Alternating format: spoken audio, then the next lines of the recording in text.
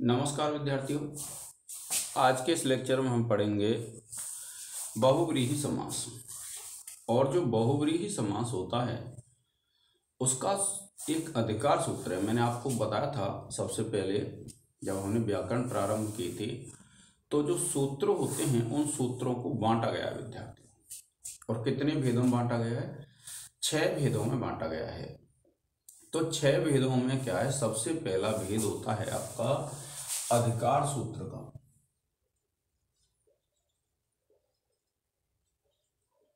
और ये जो अधिकार सूत्र है ये बताता है कि जो हमारा ये सूत्र आया है प्रकरण में, शेषो बहुव्रीहि, इसका अधिकार कहाँ तक चलता है, अर्थात यह सूत्र कहाँ से कहाँ तक लागू होगा, कहाँ से कहाँ तक कार्य करेगा।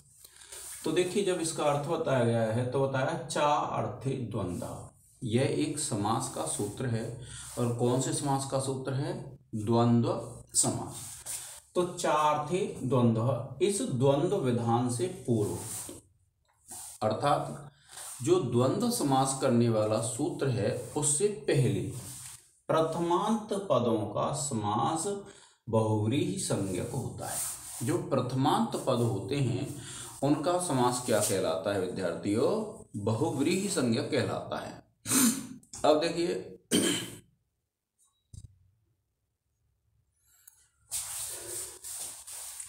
ये जो अधिकार है, इस अधिकार में 5 सूत्र आते हैं।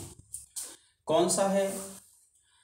कि अनेकम अन्य पदार्थे, एक ये सूत्र है जो द्वितीय अध्याय के दूसरे पाद का 24वां सूत्र है। फिर है संख्या या व्यया सन्ना दूरा अधिक संख्या संख्ये 2, अर्थात द्वितीय अध्याय का द्वितीय पाद का 25वां सूत्र है। दिंक नामान्यंतराले, द्वितीय अध्याय के द्वितीय पाद का 26वां सूत्र है। तत्र तेनेदम इति स्वरूपे, द्वितीय अध्याय के द्वितीय पाद का 27वां सूत्र।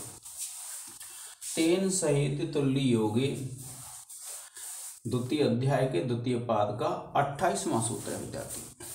अब देखिए, इन सूत्रों में ये जो सूत्र है शेषो बहुव्रीहि, शेषो बहुव्रीहि जो सूत्र है वो क्या कहता है? शेष में बहुव्रीहि संज्ञक हो। अब शेष किसको कहेंगे?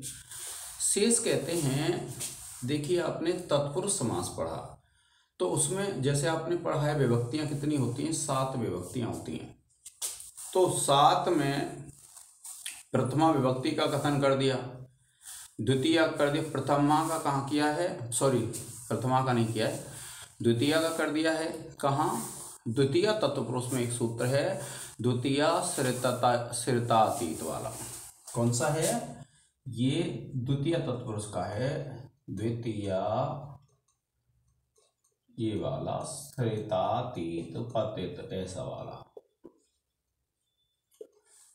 फिर देखिए, तृतीया का भी विधान कर दिया था।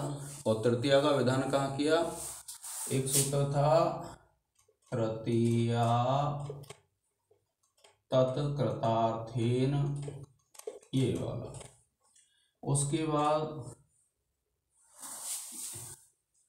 चतुर्थी का कर दिया था, चतुर्थी तदर्थार्थ, ये वाला। फिर है सॉरी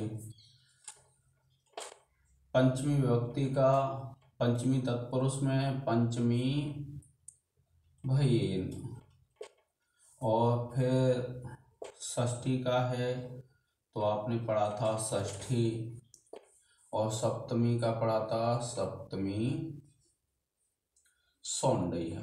ये तत्पुरुष सूत्र के, तत्पुरुष जो समास है उसके सूत्र हैं विद्यार्थियों। कौन से समास के सूत्र हैं? तत्पुरुष समास के सूत्र हैं। अब ये जो तत्पुरुष समास है इसमें 6 विभक्तियों का कथन कर दिया गया, किंतु जो प्रथमा विभक्ति आती है उसका नाम से कोई उल्लेख नहीं किया है। और उसका जब नाम से उल्लेख नहीं किया है तो विद्यार्थियों जो प्रथमा है वही क्या है, शेष है। आपसे कोई पूछ लेता है कि भैया शेष क्या है, तो शेष का मतलब है जो प्रथमा विभक्ति है। तो इसीलिए प्रथमा विभक्ति का जो समास होगा, प्रथमांत पदों का जो समास होगा विद्यार्थियों, वही क्या कहलाता है, आपका बहुव्रीहि समास कहलाता है। आप इसका एक स्क्रीनशॉट ले लें, फिर उसके बाद हम आगे वर्णन करेंगे।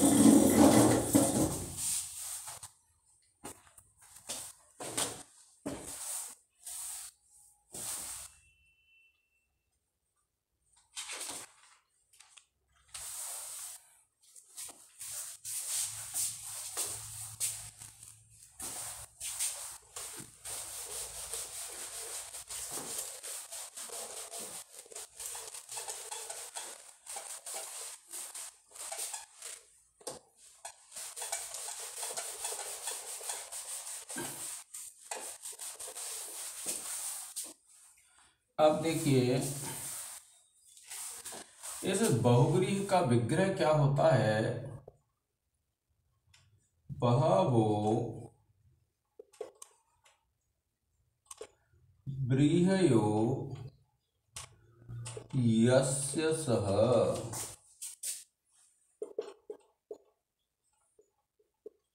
बहुव्रीहिः, और इसका अर्थ होता है बहुत चावलों वाला।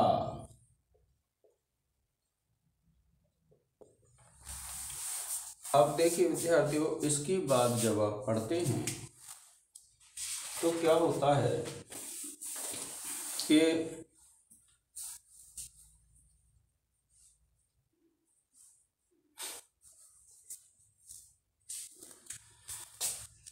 कि जो अन्य पद होता है, अन्य पद में जो बहुव्रीहि समास है,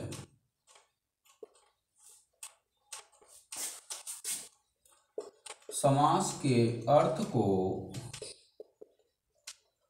प्रकट करने के लिए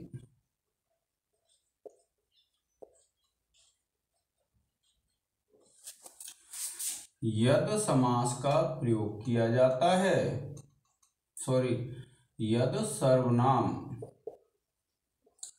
का प्रयोग किया जाता है।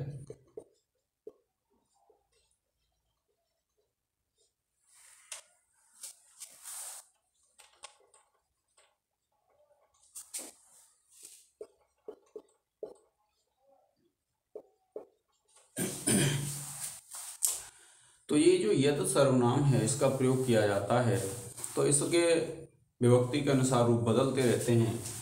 जैसे कहीं पर यस्य आ जाता है, कहीं पर यस्मय आ जाता है, कहीं अन्य आ जाते हैं। तो ये क्या है, सर्वनाम है जिसका प्रयोग किया जाता है। अब देखिए, फिर उसके बाद जब आप देखते हैं, प्रायः यद का होगा और भी सर्वनाम आ जाते हैं, जैसे एतद का है। अब देखिए विद्यार्थियों, अब हम जब देखते हैं तो ये जो बहुव्रीहि समास है, इसके दो भेद हो जाते हैं। एक तो हो जाता है समानाधिकरण,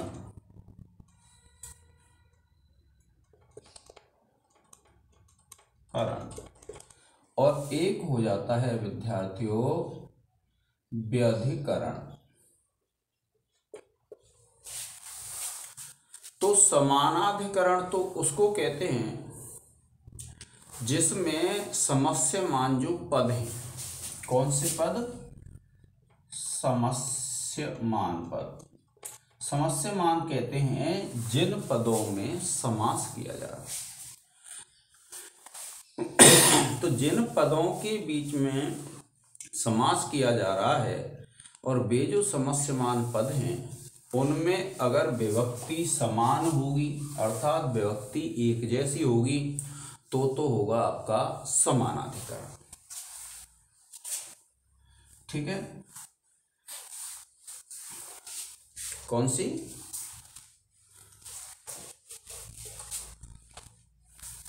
देखिए, समस्यमान पदों में समान विभक्ति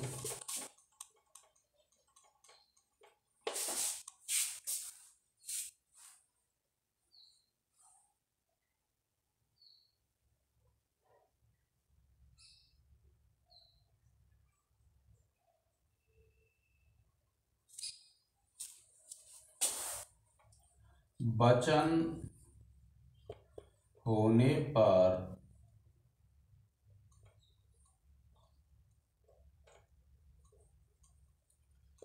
अर्थात विद्यार्थियों जब पूर्व पद और उत्तर पद दोनों में विभक्ति समान हो तो समानाधिकरण, और अधिकरण भिन्न भिन्न हो किसमें? समस्यमान पदों में। समस्यमान पदों में यदि अधिकरण भिन्न भिन्न होगा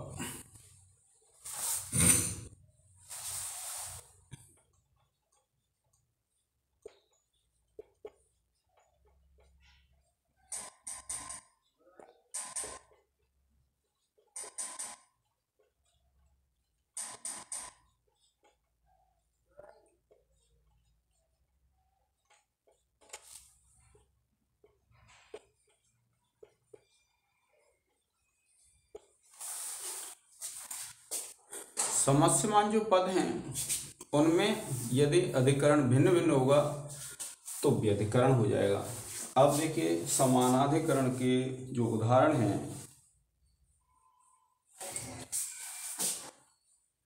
एक है आपका चतुर्मुख, एक है छिन्नमूलः, एक है क्षीणबलः, एक है क्षीणवित्तः। ये जो समास हैं देखिए, इसमें चतुर्मुख में चतुर पूर्व पद है, मुख उत्तर पद है। छिन्नमूल में छिन्न पूर्व पद है, मूल उत्तर पद है। क्षीणवित्त में क्षीण पूर्व पद है, बल उत्तर पद है। क्षीणवित्त में क्षीण पूर्व पद है और वित्त उत्तर पद है। तो पूर्व पद और उत्तर पद दोनों ही पदों में जब विभक्ति एक जैसी होती है तो उसको कहते हैं विद्यार्थियों हम समानाधिकरण तत्पुरुष।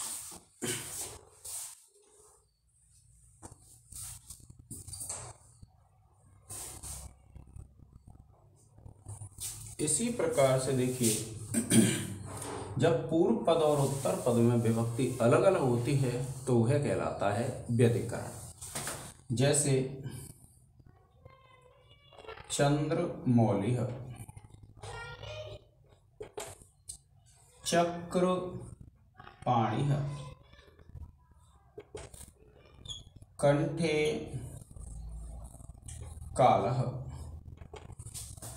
इस तरीके के अन्य भी उदाहरण हैं। उरसी लोमाः, अन्य ऐसे उदाहरण पढ़ेंगे हम जब सिद्धियां करेंगे। तो जिनमें पूर्व पद और उत्तर पद में विभक्ति कैसी होंगी विद्यार्थियों? अलग अलग होंगी।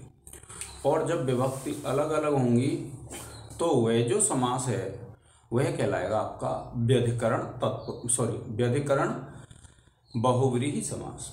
तो आप आज पढ़ चुके कि जो बहुव्रीहि समास होता है वह दो प्रकार का होता है, एक व्यधिकरण तत्पुरुष और एक समानाधिकरण तत्पुरुष। विद्यार्थियों आप इसका एक स्क्रीनशॉट ले लें। जो भी साथी आपके संस्कृत भाषा में जुड़े हुए हैं उनके लिए वीडियो शेयर कर दें, चैनल को सब्सक्राइब करें, जिससे जो भी वीडियो आपको डाली जाए वो आपको शीघ्र मिल जाए। तो आज के इस लेक्चर में विद्यार्थियों इतना ही। जय हिंद, जय भारत।